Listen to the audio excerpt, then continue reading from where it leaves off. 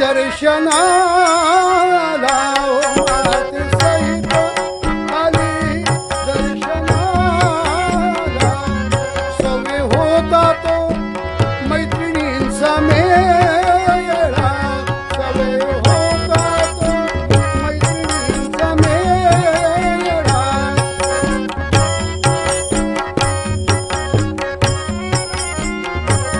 नदी काठी शिवलिंग त्याने केले नदी काठी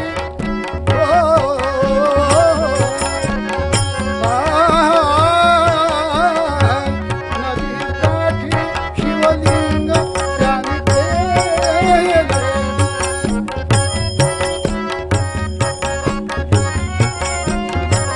भाव भक्तीने मनी पूजिले भाव भक्तीने मनी पूजिले भाव भक्तीने मनी पूजिले आई बरोबर संध्याकाळच्या वेळेला मुलगी आपल्या मैत्रिणीला घेऊन देवळात चालली. पूर्वी मुले आईबरोबर देवळात जात असत, लक्षात घ्या. घेऊन चालली तिला. आणखीन देवाचं दर्शन झालं. बाहेर आल्या सीना नदीच्या काठचा परिसर तो आणि त्या ठिकाणी त्या वाळूमध्ये एक शिवपिंड तयार केले आणि आपल्या मनानेच त्याचं पूजन केले. इतक्यात काय घडलं त्या ठिकाणी? पेशव्यांचा तळ सैन्याचा पेशव्यांचा तळ होता चौंडीला होता चौंडी घोडा उधळला बाजीराव होते त्या बाजीराव होते त्या मल्हारराव होते संगतीला मल्हारराव होते संगतीला दोघेही पाहती दृश्याला होती दोघेही पाहती दृश्याला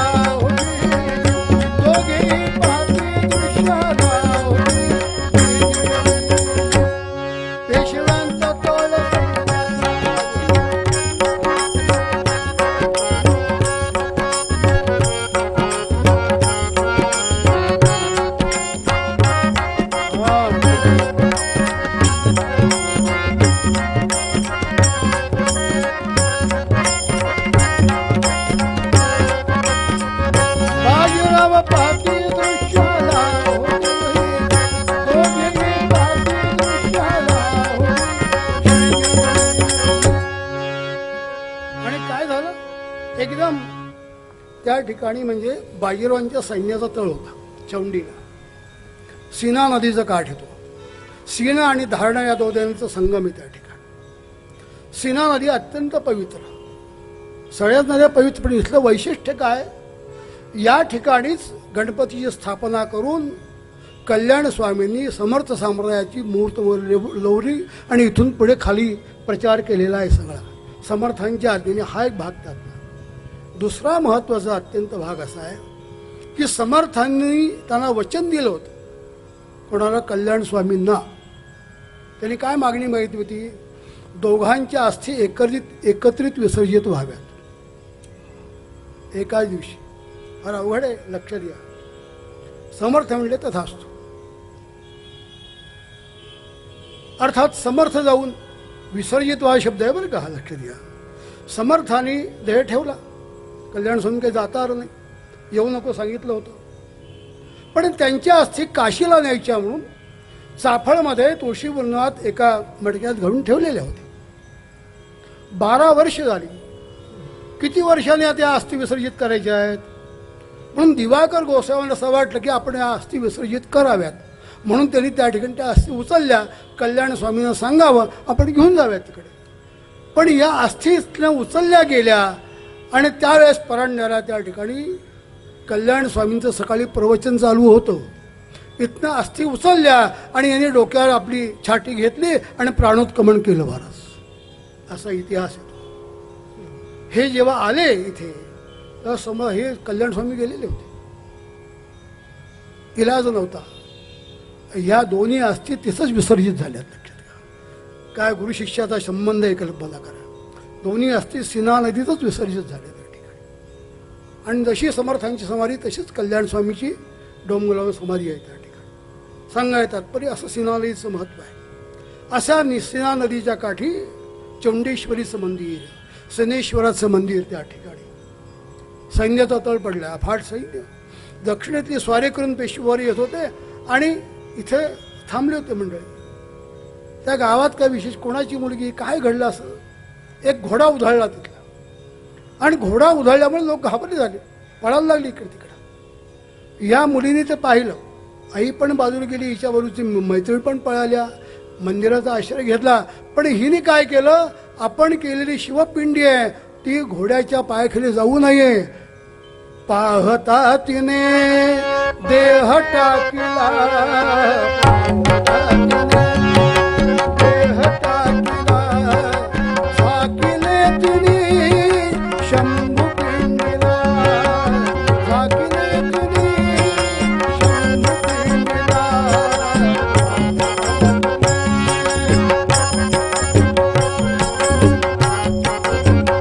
अहो पाहता तिने शंभू पिंडीला,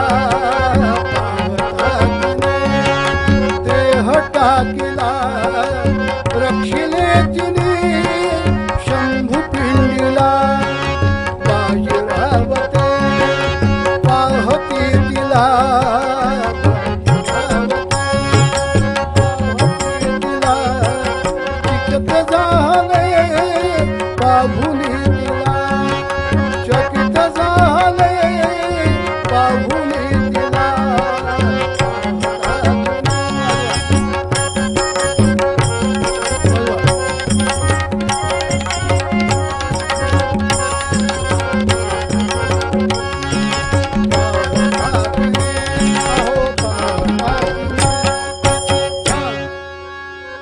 असं उत्तम वाजवणार असेल मग काय अडचण नाही. आणि तिने पाहिलं या घोड्याच्या टापेखाली हे शिवपिंड जाईल, आपला देह टाकून दिला. अशी ओणवी झाली. पाय पडला तर माझ्या अंगावर पडेल. हे 18 वर्षीय मुलीला समजलंय केवढं भाग्यवान ती मुलगी असेल. आता 18 शून्य दिलं तरी कळत नाही महाराज असं काय करणार, नाही कळत. ही वस्तू म्हणून या भक्तांची तर लावायची उत्तम येते. बाजीरावते पाहती तिला, बाजीराव पाहतायत. सीना नदीच्या काठी असतो तो वाडा, पाहतात तिकडे.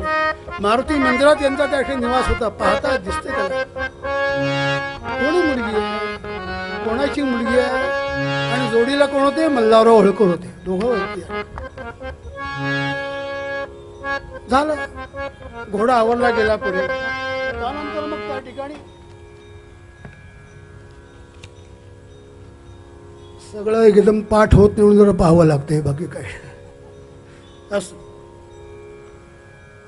पाहिलं तिला. आहे कोणाची ती अहो कन्या, आहे कोणाची ती अहो कन्या. बाजीरावांनी विचारपूस केली, कोणाची कन्या ही, इतक्या लहान बात एवढी बुद्धी. कोण आहे, आहे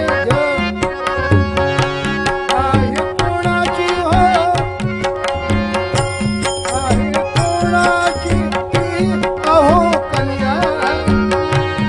नाही पाहिली जगत कुठे अन्या, नाही पाहिली जगत कुठे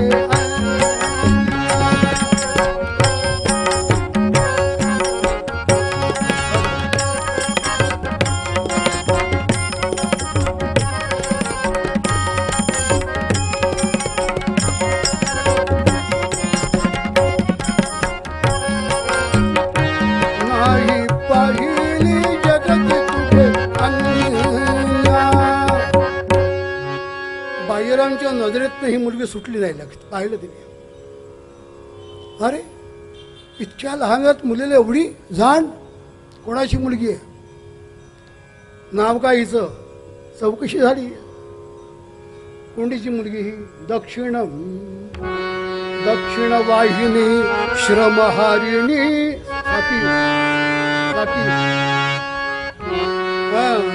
दक्षिण वाहिनी श्रमहारिणी सीना नदीच्या काठी दक्षिण वाहिनी श्रमहारिणी सीना नदीच्या काठी जन्म झाला सुशिले पोटी जन्म झाला सुशिले पोटी गाव असे ते चौंडी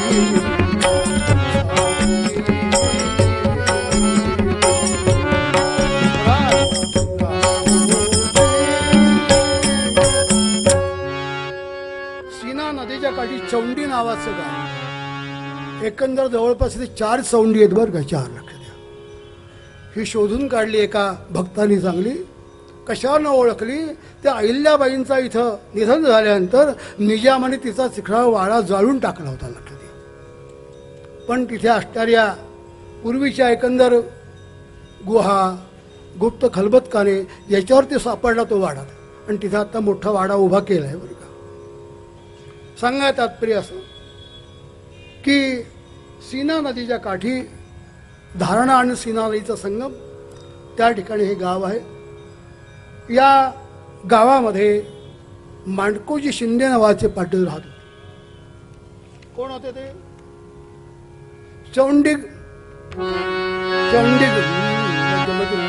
चौंडी गावीचा तो होता मांडकोजी शिंदे पाटील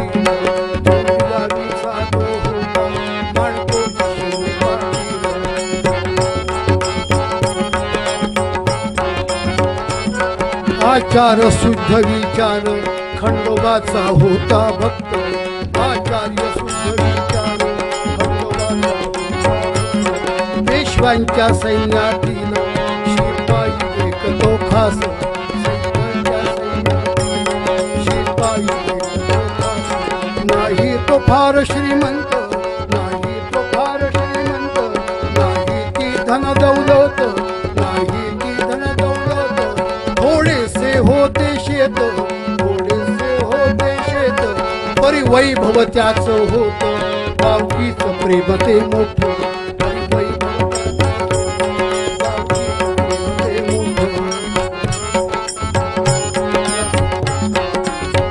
माणकोजी शिंदे पाटील गावचा पाटील चौंडी गावचा आणि त्या पेशव्यांच्या सैन्यातील एक शिपाई होता आचार विचाराने शुद्ध होता त्यांची ही मुलगी त्या वीराची भार्या सुशील साध्वी पतिव्रता सत्य नाम सुशीला ऐसे धर्माने वागणे असे नित्य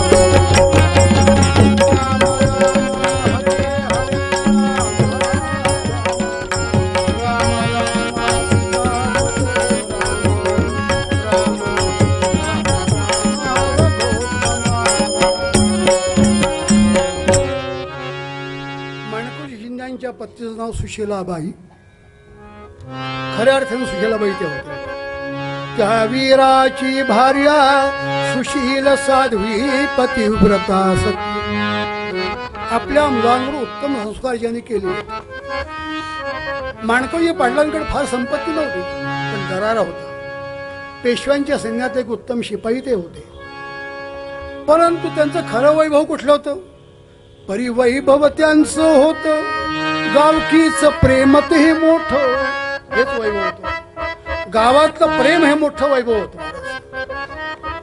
अशा या स्थितीमध्ये त्यांची ही मुलगी कधी जन्म झाला त्यांचा ज्येष्ठ वद्य सप्तमी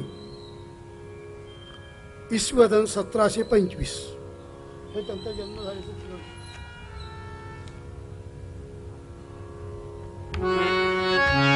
ज्येष्ठ मासी हो वद्य सप्तमीस हो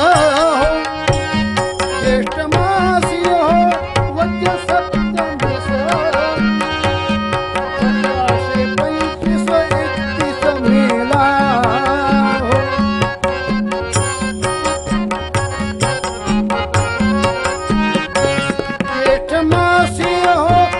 वद्य पंचमीला ज्येष्ठ मासी हो ज्येष्ठ मासी वद्य पंचमीला 1725 31 मे शिंदे कुळा माझी जन्म झाला शिंदे कुळा माझी जन्म झाला धन्य झाले होता दिसाला धन्य झाले ते कुळ त्या दिसाला वद्य सप्तमीला यांचा जन्म आहे 1725 साल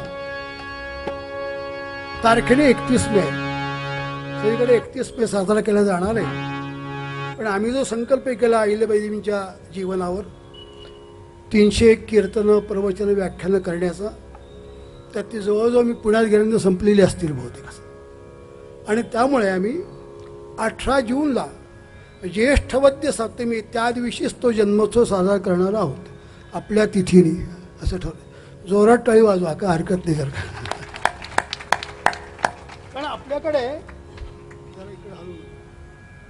तिथीला महत्व आहे लक्षात घ्या आपली पत्रिका तारखेवरून जर तिथीवर चालते सगळं आणि आपला संबंध आहे काही याचा त्याला विशेष महत्व आहे ज्येष्ठवद्य सप्तमी हा त्यांचा दिवस आहे जन्मोत्सव आनंदी झाला 5 भाऊ आहेत त्यांना एकंदर माणकोजी शिंदे हे सात्विक वृत्तीचे होते सिद्धेश्वराच्या मंदिरात पुराण चालायचं आई मुलाला घेऊन जायची त्या ठिकाणी आणि ते पुराण ऐकत असताना एकदा हिचं नाव आहे अहल्या अहल्या नाव आहे बरं का अहिल्या नाही अहल्या जिला कुठलाही डाग नाही ती अहल्या पुंडलिक वरदान आणि जात असत एकदा त्या पुराणिक बुवांना विचारलं मी तुम्हाला स्पर्श करून नमस्कार केला तर चालेल का हो म्हणलं करा की काय अडचण त्यात मुलीची बुद्धी पाहिली आणखीन कृपाच केली वडिलांनी सांगितलं ह्या मुलाला शिकवलं पाहिजे तीव्र बुद्धी होती म्हणून घरी पुराणिक ठेवून पंतोजी ठेवून तिचं शिक्षण केलेलं आहे आता हे उत्तम रीतीने सैनिक होतेच हा सगळा प्रसंग पहा इकडे मल्हारराव होळकर आणखीन बाजीरावांचं चर्चा सुरू झाली काय बाजीराव म्हणले हो कोणाची मुलगी ही हा इतिहास सगळा सांगितला आता प्रश्न पुढे मल्हारराव होळकर कुठले हो इंदोरचे मूळ नाहीत ते लक्षात घ्या मूळ इंदोरचे नाहीत इकडे खालच्या भागामध्ये वाबगाव नावाचं गाव पुणे जिल्ह्यामध्ये तिथलं मूळ हे घराणं होळकर घराणं पण काही मंडळी वीरच्या जवळ जेजूरच्या जवळ वीर आणि होळ अशी 2 गावं आहेत करा नदीच्या काठी 2 गावं आहेत नीरा नदीच्या काठी आणि त्या ठिकाणी हे होळकर मूळ घराणं तिथले पाटील होते होळकर आणि अशा स्थितीमध्ये ते लवकर गेले यांच्या आईला असं वाटलं की आपण आपल्या बंधूंकडे जावं काही भय निर्माण झालं अशा काही घटना घडल्या आणि या जळगाव जिल्ह्यात तळोदा या गावी त्यांच्या मामाकडे ते त्या ठिकाणी आल्या लहान होता मल्हार आपल्या मामाकडे शिकत असताना त्या ठिकाणी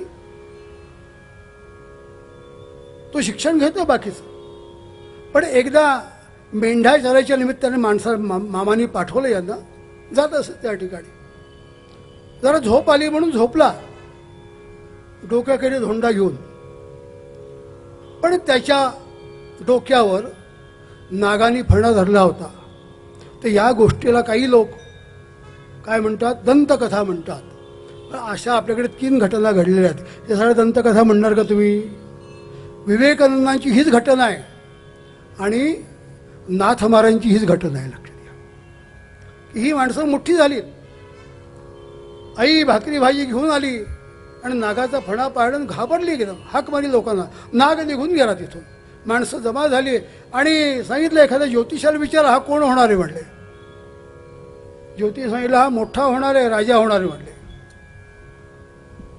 अर्थातच पुढे मुलाची चमक पाहून यांनी मामाने आपल्या सैन्यात घेतला यांच्याकडे 25 जणांची तुकडी होती सैन्याची तिथे हा शिकायला लागला इकडे ही जी मुलगी आहे अहल्या जी आहे अहल्या हे आपल्या वडिलांचा सर्वभक्ती तलवारीचा त्या ठिकाणी आणि तिच्या मनामध्ये आलं बाबा मला पण शिकवा.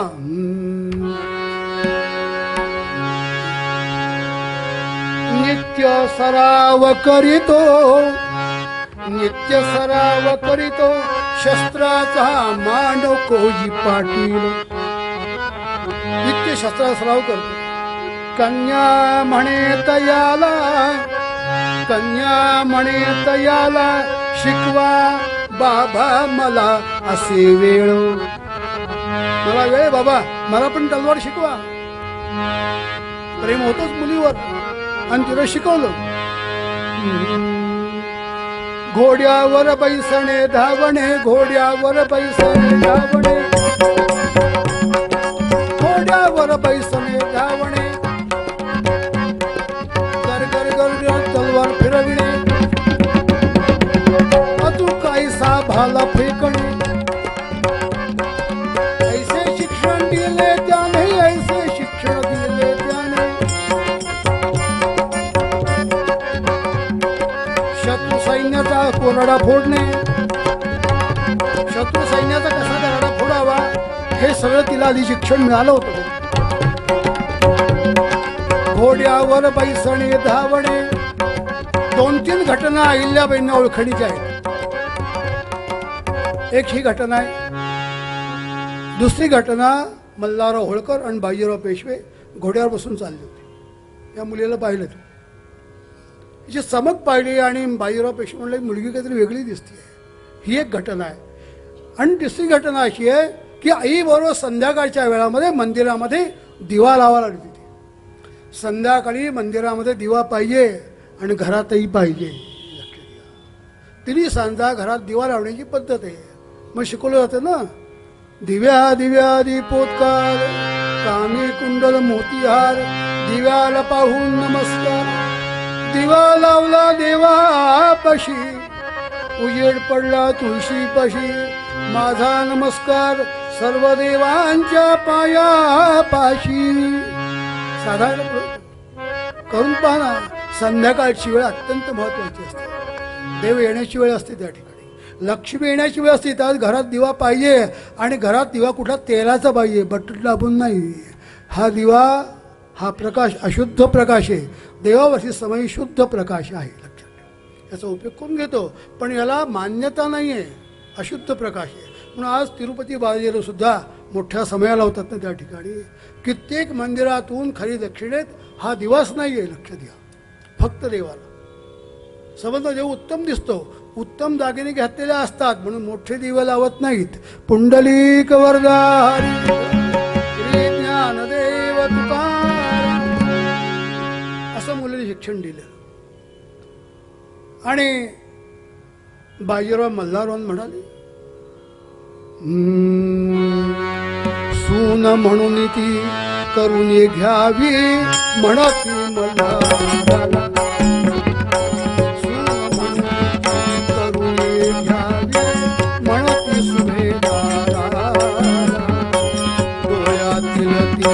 चमक पाहुनी पटले मल्हारी.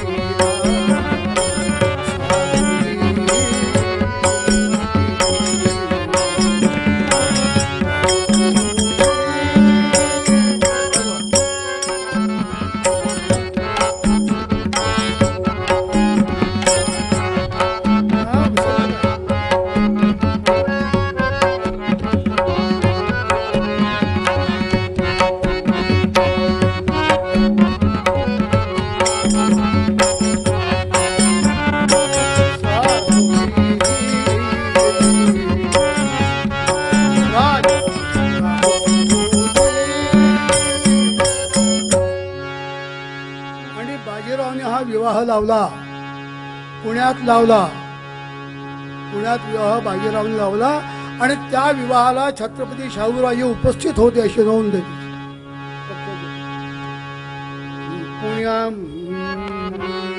पुण्यामध्ये विवाह झाला, पुण्या नगरी विवाह झाला.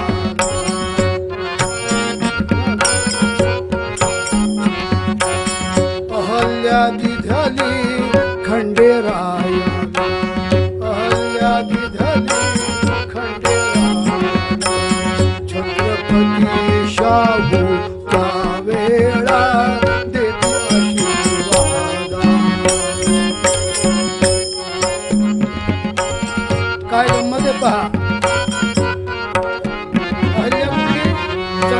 महाराष्ट्रात छत्रपती शाहूराजे सातारचे आणि या ठिकाणी मल्हारराव होळकर मध्य प्रदेशातले यांच्या मुलाचं इकडच्या मुलीचं लग्न झालं.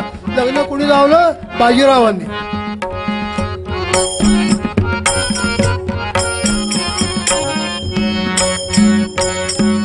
बाजीरावाने विवाह सोहळा, बाजीरावाने विवाह सोहळा आनंदाने करून दिला, आनंदाने करून दिला. दोन शेरके सोने तिजीला अर्पिले. बाजीरावांनी हा विवाह स्वतः संपन्न केला. सगळा खर्च त्यांनी केला, कारण त्यांनी सुचवलं होतं. लग्न सुचवणारे भरपूर असतात, विवाह मंडळं भरपूर आहेत, पण जे जमवतात त्यांचंच लग्न झालेलं नसतं. गोपाल कृष्ण महाराज विवाह उत्तम रीतीने पार पडला. आणि बाजीरावने 2 शेर तोळं सोनं तिच्या अंगावर घातलंय, म्हणजे 200 तोळे. लक्ष द्या, शनिवार वाड्याच्या समोर मैदानात विवाह झाला. छत्रपती शाहूराजांनी आशीर्वाद दिलाय, असा विवाह झाला. अजून सामाजिक समरसता काय पाहिजे? ह्यात मोठं उदाहरण आहे, मोठं उदाहरण. मध्य प्रदेशात इंदोरमध्ये अहिल्यादेवी आल्या. देवी नंतर जी उपमा आहे त्यांचे अहिल्याबाई आल्या. अर्थातच इथे मुजरा करणारे सैनिक कुडा आहेत, सेवक आहेत. सुरुवातीला लाजली बिचारी आहे, पण सासूबाईंनी सरळ समजून सांगितलं तिला. गौतमाबाई मल्हाररावांची पत्नी गौतमाबाई रुळल्या काही दिवसात. विवाह झालेला एकाच वाक्यात सांगतो, पण पती आणि मुलगा या संदर्भात त्या विशेष सुखी नव्हत्या. बाकी सांगण्याची गरज नाही. पण मल्हारराव होळकरांचे चिरंजीव खंडेराय त्यांच्यावर युद्धावर जायचे. आणि युद्धावर जात असताना अर्थातच आपल्या या सुनबाईलाही मल्हारराव होळकर उत्तम सूचना द्यायच्या. त्यांना कल्पना होती आपला मुलगा काय आहे ते. लक्षात अनेक त्यांना गोष्टी शिकवलेल्या आहेत. इकडून तिकडून तोफा न्यायच्या म्हणजे किती पैसे लागतात, किती सैनिक लागतात, दारुगोळा कसा बनवायचा, तोफा कशा बनवायच्या, त्याला ओढण्यासाठी किती बैल लागतात, किती जोड्या लागतात, सैनिकांची जेवणाची काय व्यवस्था करायची, हे शिक्षण अहिल्याबाईंना दिले मल्हाररावांनी. लक्षात घ्या, हा महत्त्वाचा विषय. पुढच्याची योग्यता असेल तर शिक्षण देता येतं. या ठिकाणी सासू सासऱ्याचं नातं आहेच आहे, सासू आणि सासरा आणि सून, पण त्याहीपेक्षा गुरु शिष्याचं नातं आणखीन महत्त्वाचं आहे. या ठिकाणी सर्वार्थाने त्याचे गुरु होते मल्हारराव.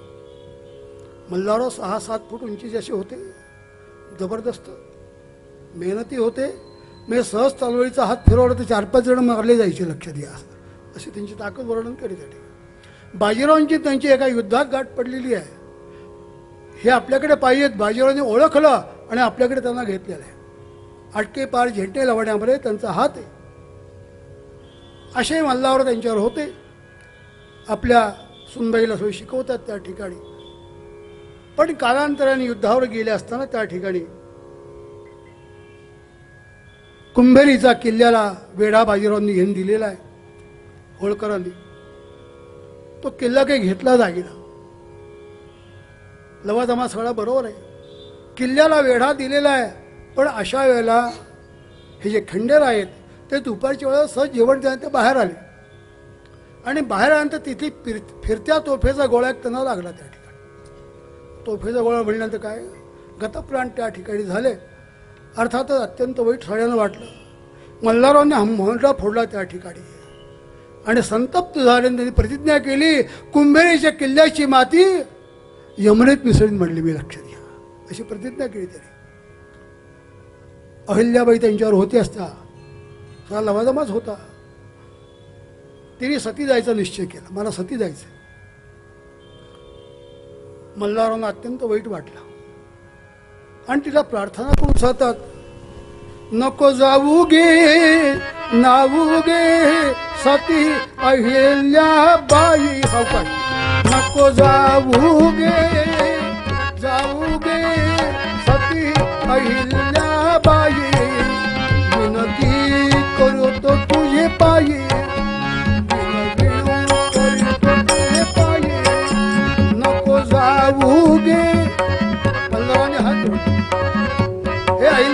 नको सती.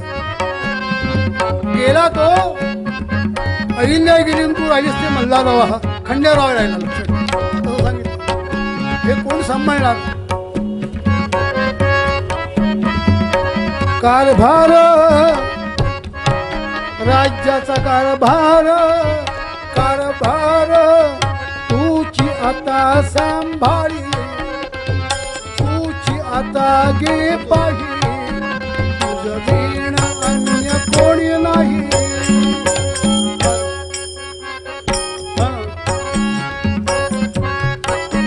मल्हाराने हात जोड. एवढा मोठा खंडावीर डोळ्यातनं पाणी येते. मुलगा गेला उलटायचं. हे राज्य कोण सांभाळणार? तुला विनंती करतो थांब जाऊ नको. सती जायला निघाली त्याची प्रथा होती.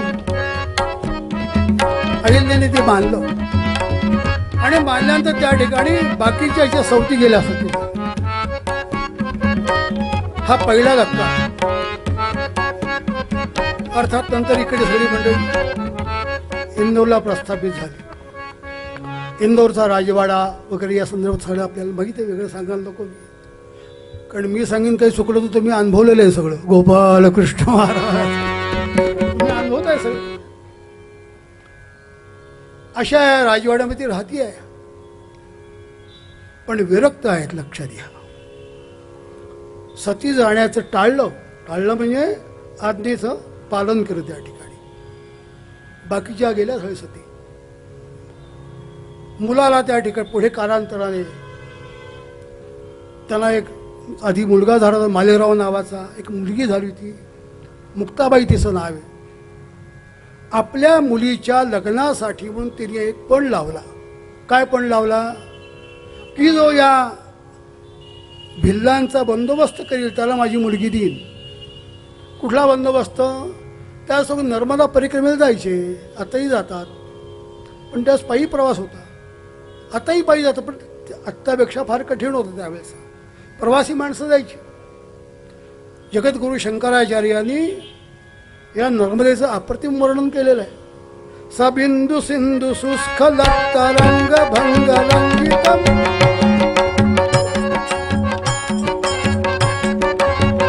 म्हणा. कालभीत वर्म वदीय पाद पंकजम नमामि देवी नर्मदे. वदीय पाद पंकज नमामि देवी नर्मदे. वदुंबुली नदीन मीन सर्व संप्रदाय बलौ बलौ भारहारी सर्व तीर्थनाय. सुमत्स कच्छ नकर चक्र चक्रवाक शर्म. वदीय पाद पंकजम नमामि देवी नर्मदे. अहो गभीर मा अहो सर्व म्हणणार नाही.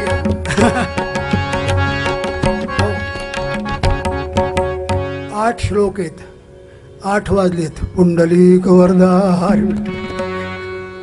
8 श्लोक आहेत. सबिंदू सिंधू सुस्खल तरंग भंग रंगित विशत्सु पाप जात जात कारी वारी संग. अहो मृतम स्वनम श्रुतम महेश केश जान. किरात ही दुआण नाही पंडित जटिल. किती सुंदर वर्णन केले. बस परवा सांगितलं. परत आठवण करून दे. नर्मदा ही पहिली नदी आहे. गंगेच्या एका दिवसाच्या स्नानाने पापनिवृत्ती. सरस्वतीच्या 3 दिवसाच्या स्नानाने पापनिवृत्ती. यमुनेच्या 7 दिवसाच्या स्नानाने पापनिवृत्ती. आणि नर्मदेच्या नुसत्या स्मरणाने पापनिवृत्ती. महाराज नर्मदा माता की. नर्मदे हर नर्मदे हर नर्मदे हर. आपण मध्य प्रदेशवासी किती भाग्यवान आहात नाही का तुम्ही कल्पना करा. किती स्मरण होतं असेल रोज. शंकराचार्यांचा प्रवास इथे झाला. परमहंस परिवाराच्या आचार्य वासुदेवानंद संस्थेचा बराचसा प्रवास इथे झाला. शेवटी नर्मदेकाठीच देह त्यांनी ठेवला त्या ठिकाणी तिच्या आज्ञेने.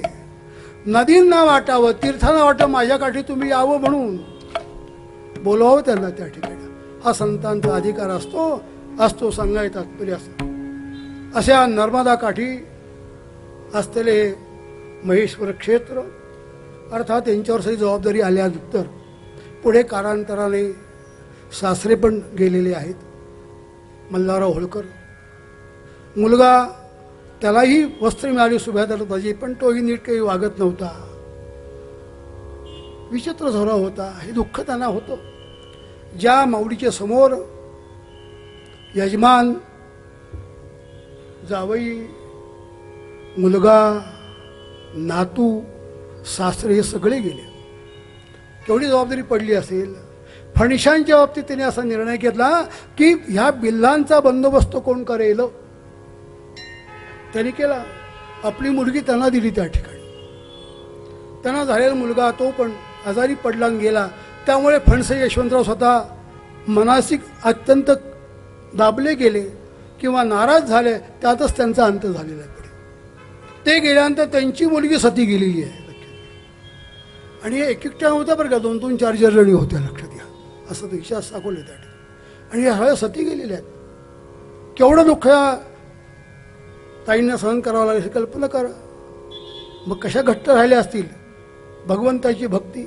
वासना त्या जाळून भस्म केल्या, महत्वाचं आहे. वासना त्या जाळून भस्म केल्या, मोह माया पाशा सविलते, मोह माया पाशा सविलते. ही जबाबदारी दिली आहे, आपण स्वीकारली आहे. अत्यंत विरक्त राहून, वैराग्य संपन्न राहून, मोहमाया बाजूला करून ज्यांनी राज्य केल्या त्या अहिल्यादेवी असं वर्णन केलं जातं. प्रातःकाळी आपण उठावे, ब्राह्ममुहूर्तावर शिवशंभूचे स्मरण करावे, शिवशंभूचे स्मरण करावे, नर्मदेचे स्नान करावे, मग असावे नित्य पूजेसे, नित्य रोज ते दान द्यावे, सात्विक त्यांचे भोजन होते, अन्नदान ते नित्य करावे, अन्नदान ते नित्य करावे, मग घ्यावे ते मितहाराते, विश्रांती घेऊन जावे कारभारा, कारभारा. ब्राह्ममुहूर्तावर उठावं, नर्मदेचं स्नान, भगवंताचं स्मरण, ध्यानधारणा. म्हणून नाना फणीसांनी त्यांना म्हणलंय शापादपी शरादपी असं म्हणलंय. माधवराव पेशवे त्यांना म्हणायचे गंगाजळ निर्मळ अहिल्यादेवी.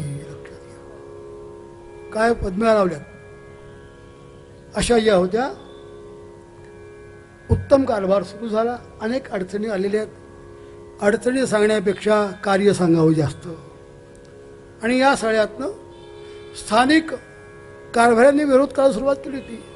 पण मुत्सद्दीपणा असल्यामुळे, तलवारबाजी करायची सुद्धा इच्छा असल्यामुळे, तयारी असल्यामुळे, तरी पेशव्यांच्या संमतीने हे राज्य चालू असल्यामुळे खबर तिकडे जायचीच, कळवायचीच त्यांना.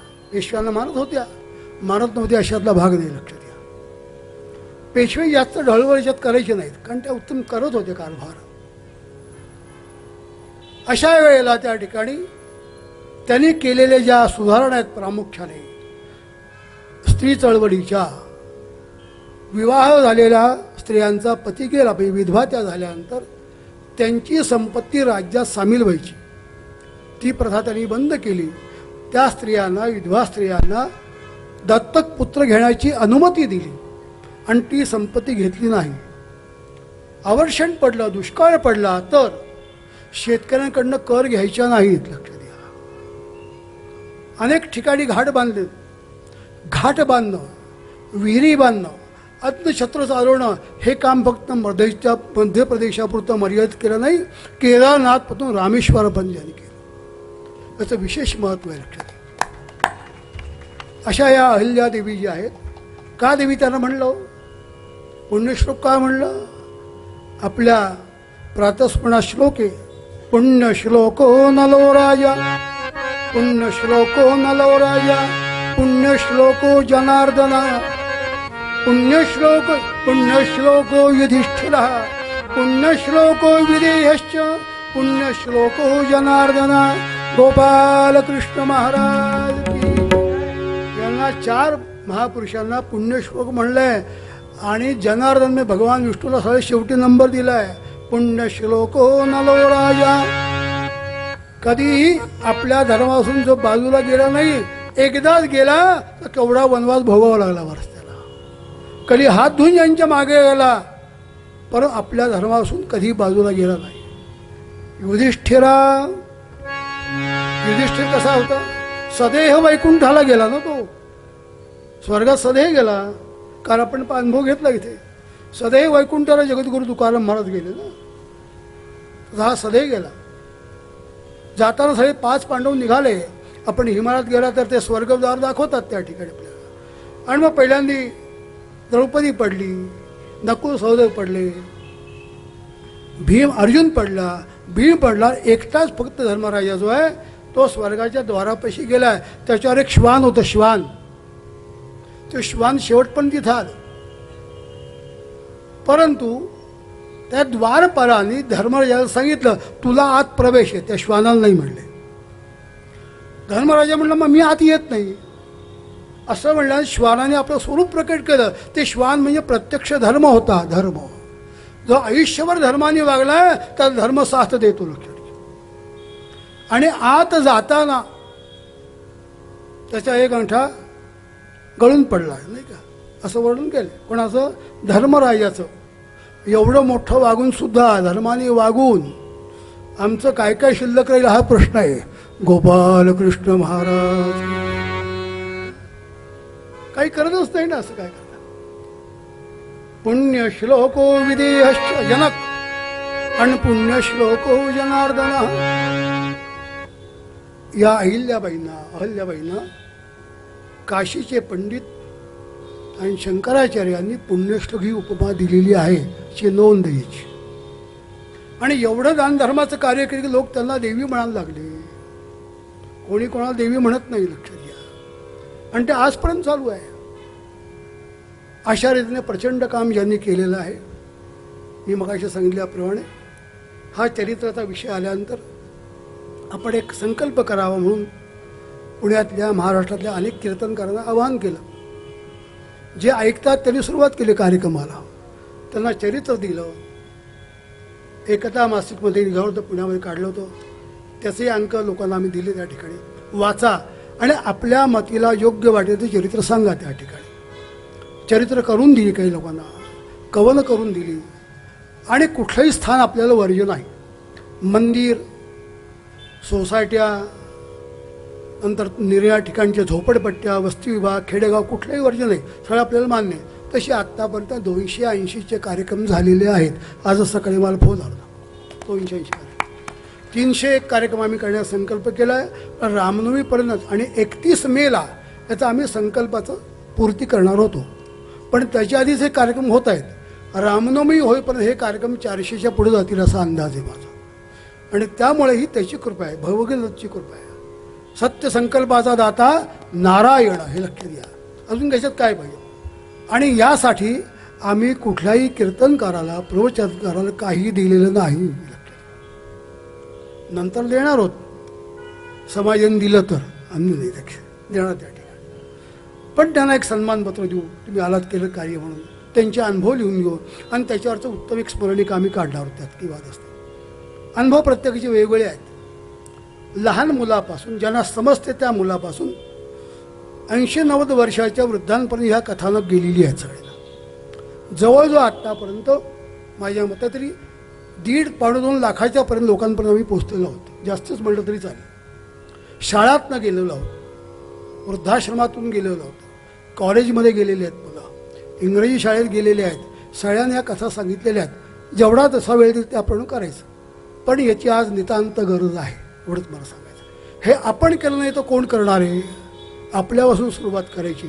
आणि असं दिव्य चरित्र समाजापुढे यावं.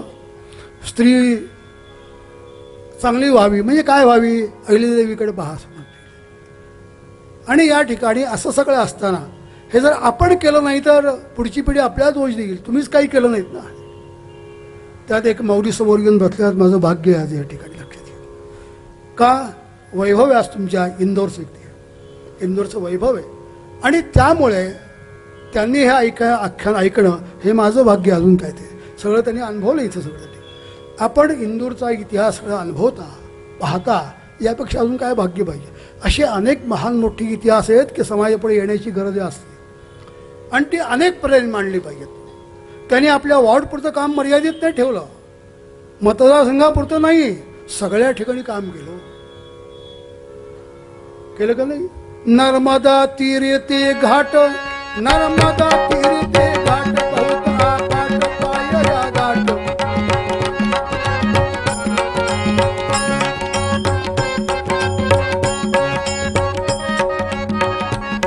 बंद केली असे वाट होली, चिरे बंद केली असे ती वाट, चिरे बंद केली असे ती वाट. उत्तम घाट बांधलेत आणि प्रत्येकाने त्यांचं स्मरण होतं.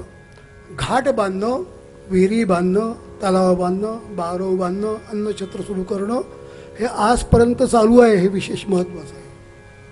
काशीला जे विद्वान शिकतात वैदिक, त्यांच्यासाठी अन्नछत्राची व्यवस्था केलेली आहे. पुण्यातले 2 वैदिक सांगतात आम्ही तिथं जेवलो आहे, अहिल्याबाईच्या अन्नछत्रात. लक्षात महत्कार्य आहे, लक्ष सामान्य गोष्ट नाही आहे.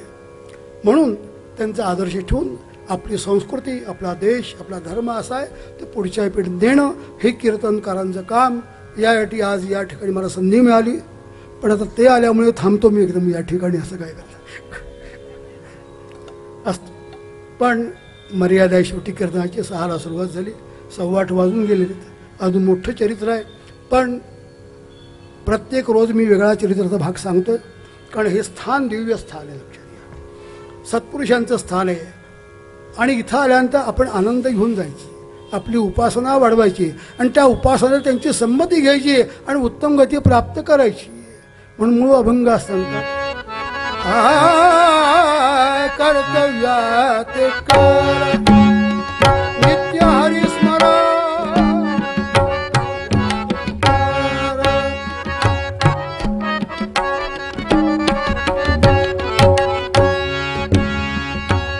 राजा श्रीवर सर्व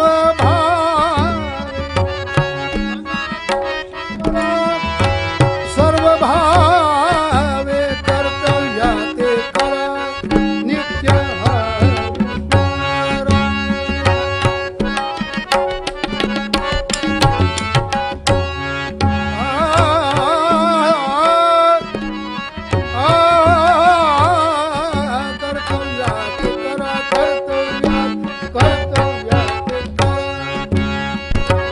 दास म्हणे हरी